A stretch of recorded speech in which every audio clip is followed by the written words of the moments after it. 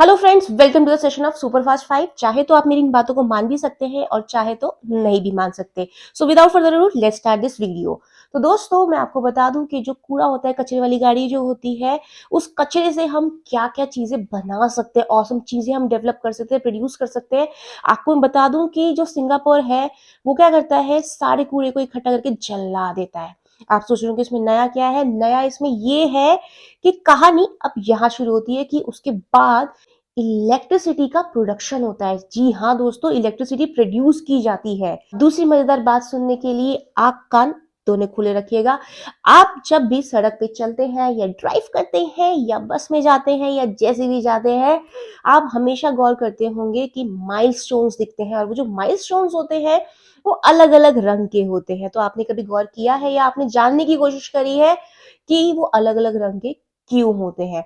तो मैं आपको बता दूं कि जो ग्रीन और व्हाइट माइलस्टोन होता है वो होता है स्टेट हाईवे का। यानी कि अगर आपको ग्रीन और व्हाइट माइलस्टोन दिखता है तो आप ये सोच लीजिए कि आप स्टेट हाईवे पे चल रहे हैं, और अगर आपको येलो व्हाइट दिखता है तो नेशनल हाईवे का होता है, और अगर आपको ऑरेंज रंग का दिखे, ऑरेंज व्हाइट दिखे, तो आप समझ जाइएगा कि आप विलेज एरिया में है। और दोस्तों, जो ब्लू व्हाइट होता है या फिर ब्लैक व्हाइट होता है, उसका मतलब ये होता है आप किसी सिटी या डिस्ट्रिक्ट में ट्रैवल कर रहे हैं। अब हम आते हैं ईगल पे, जो बहुत ही ताकतवर पक्षी माना गया है और जो फिश स्नेक सब खा लेता है, और भारी भारी चीजें भी ऐसी अपनी चोंच से उठा लेता है। पर माना गया है कि जो 30 वर्ष जब हो जाते हैं तो उसकी जो चोंच है वो खराब हो जाती है, कमजोर हो जाती है, और जो फेदर्स हैं उसके वो बहुत हैवी हो जाते हैं। तो यहाँ पे ईगल के पास दो ऑप्शन होते हैं, या तो वो भूखा मर जाए या फिर वो एक पेनफुल प्रोसेस से गुजरे, जिसमें कि उसे अपनी चोंच तोड़नी पड़ती है। जैसे कि हमारा नेल टूटता है फिर उसको ग्रो हो जाता है, ऐसी उसकी वो चोंच भी जो है वो ग्रो हो जाती है।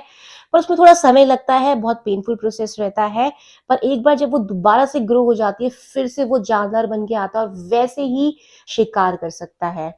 अब दोस्तों, आते हैं हम ट्रेन के बारे में। जो लोको पायलट्स होते हैं, आपने कभी सोचा है कि जो ट्रेन है वो रुकती क्यों नहीं है? कि कभी भी जब वो देखती है कोई जानवर क्रॉस कर रहा है या कोई आदमी है तो एकदम से चली क्यों जाती है?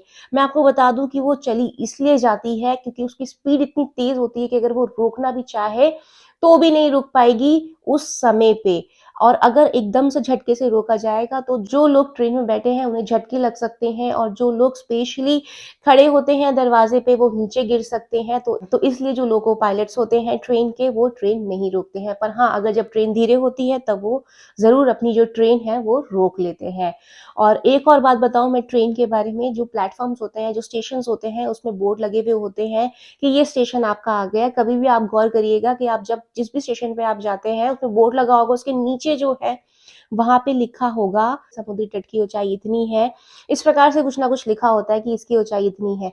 ये ऐसा इसलिए लिखा होता है, इससे आपका तो कोई लेना देना नहीं होता, पर जो लोको पायलट्स होते हैं उनका बहुत लेना देना होता है, क्योंकि वो पहले से तय कर लेते हैं कि हमें जो इंजन को पावर देना है वो अब इतना देना है और ट्रेन की स्पीड कितनी रखनी है। दोस्तों, आज के लिए इतना ही। हमें मिलती है अपनी अगली वीडियो में, तब तक के लिए बाय बाय।